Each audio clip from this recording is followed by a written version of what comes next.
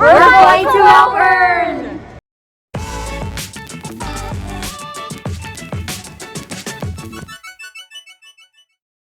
In this video, we will be sharing our own personal travel experience. Our flight departs from Jakarta to Melbourne with a layover in Singapore. Therefore, our experience may not be applicable to everyone.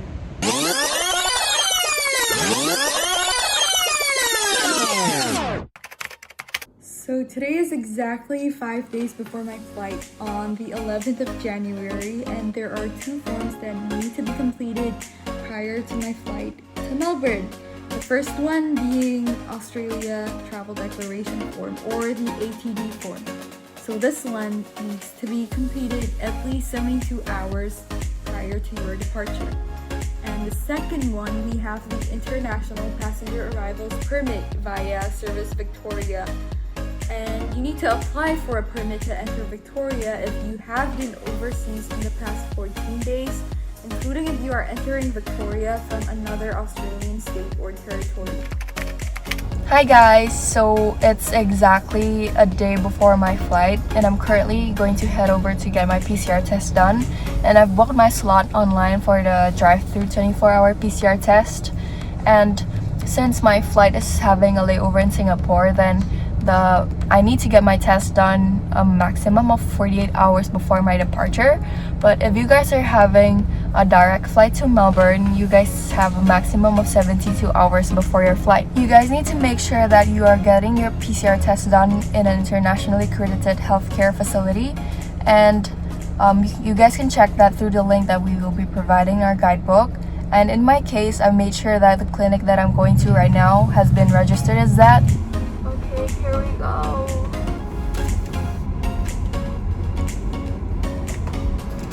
Ini PCR 24 jam ya? Iya.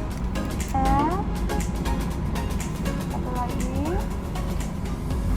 Hi everyone, I'm currently printing all the documents that I need. I'm currently printing my PCR test results. I think it's very important for you to print all the documents that you need to prevent any mishaps or any hassles that you might get during the immigration process in the airport.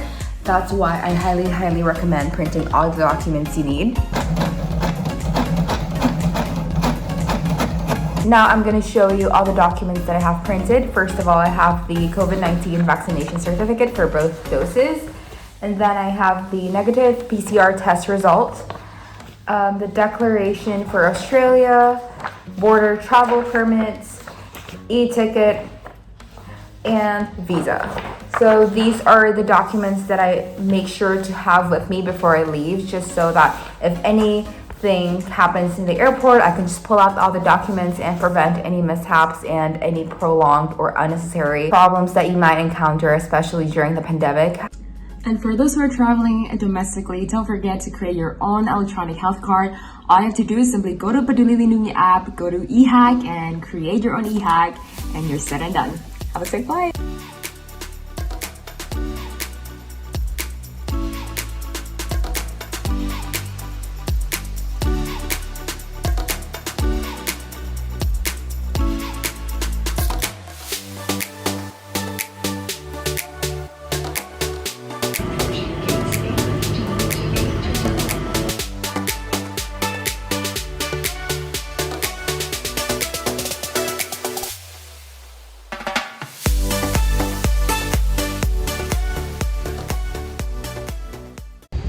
Hi guys, so today we are going to share our experience during our flight to Melbourne. So first of all, before our flight, we were asked to fill out a declaration form. And after we land, you are going to queue for the immigration, where the officer will check all of your documents. So make sure to bring all of your hard copies.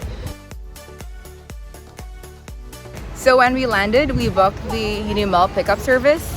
If you want to book the pickup service, you need to book it 3 days prior to your flight. And it's free, and you can bring your family or relatives, but you need to input it when you're booking it, and you need to pay a fee of $40 if you're bringing someone else along. For everyone arriving in Melbourne, don't forget to take your RET or PCR test within 24 hours after your arrival. We just landed 8 hours ago and we just took our rat test, and thankfully it's negative. In Victoria, an app similar to Paduli Lindungi called Service Victoria is used to check into places.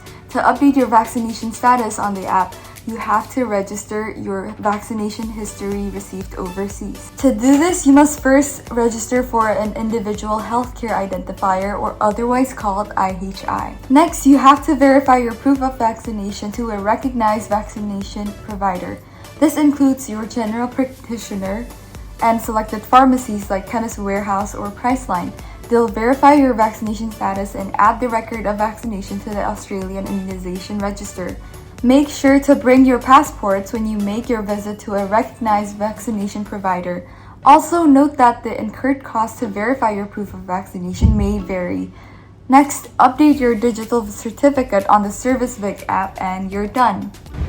Refer to our guidebook on our website for more resources and important links relevant to your trip to Melbourne, and further information on arrival, survival life hacks, useful apps, and more.